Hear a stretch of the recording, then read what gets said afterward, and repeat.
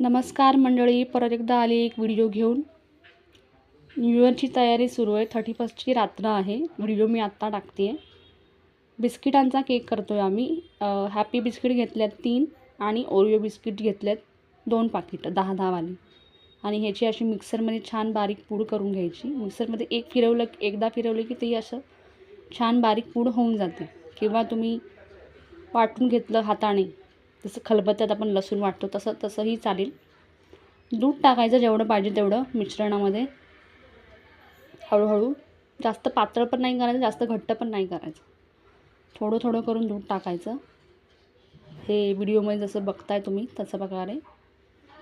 आणि छान मिक्स करून घ्यायचं, एकजीव करून घ्यायचं.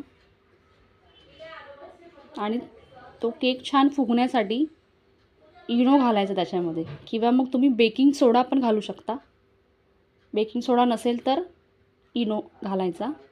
बेकिंग सोडा सगळ्यांच्या मसाल्यांच्या डब्यामध्ये असतो, पण मी इनो घालते आहे. थोडं इनो घालून त्याच्यावरती दूध टाकायचं, म्हणजे ते केक जो आहे तो छान फुगतो.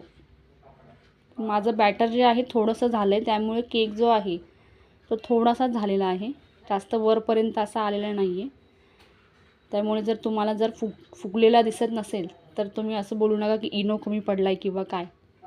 तर ते बॅटरच थोडंसंच केलेलं आहे. फक्त माझा जो डब्बा आहे कुकरचा तो मोठा घेतलेला आहे. छोटंसं मोल्ड जे आहे ते नाही आहे माझ्याकडे. त्यामुळे कुकरचा डब्बा आहे माझा 9-10 लिटरचा कुकर असेल, त्याच्यातला हा डब्बा आहे. आणि कुकरमध्येच मी हे शिजवून घेतलेलं आहे. खाली मीठ टाकायचं कुकरमध्ये, नाही टाकलं तरी चालेल, काही प्रॉब्लेम नाही आहे.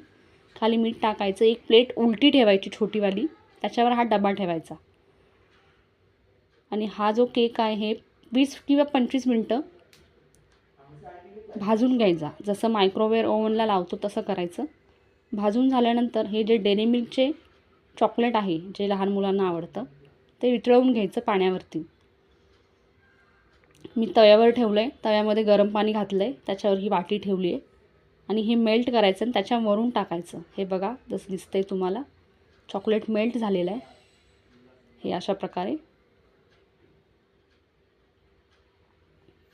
त्यात थोडंसं दूध घातलं आहे. थोडंसं कन्सिस्टन्सी आहे ती पातळ होण्यासाठी दूध घातलं आहे. आणि हे अशा प्रकारे त्या केकवरती टाकून घ्यायचं आणि चमच्याने पसरवून घ्यायचं. छान संपूर्ण केकला ते जे चॉकलेट आहे ते लागलं पाहिजे अशा प्रकारे. वा, किती छान दिसतोय केक. छान मऊसूद होतो. त्याच्यावरून हे असं केक किसून टाकायचं आहे, ज्याला बोलतो चॉकलेट क्रश. तशा प्रकारे हे केक जो आहे त्याच्यावरती हे चॉकलेट किसून घालायचं आहे. दिसायला पण छान दिसतं, खायला पण छान लागतो. चहासोबत जरी खाल्ला दुसऱ्या दिवशी, कारण त्या रात्री सगळाच केक आपण संपवत नाही. थँक्यू. लाईक करा, शेअर करा आणि सबस्क्राईब करा.